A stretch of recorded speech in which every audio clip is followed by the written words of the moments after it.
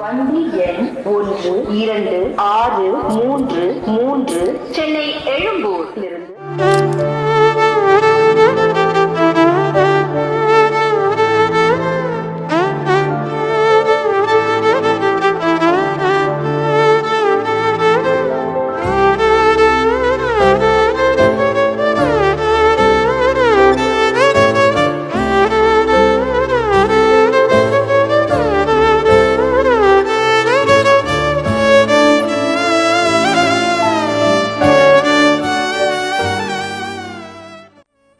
Railway സ്റ്റേഷനിലെ 2-ാം number പ്ലാറ്റ്ഫോമിലെ cement ബെഞ്ചിൽ റാം മുന്നേ എഴുതി വെച്ച അവന്റെ പേരിനോടൊപ്പം മല്ലി അവളുടെ പേരും കൂടി എഴുതി വെച്ചു.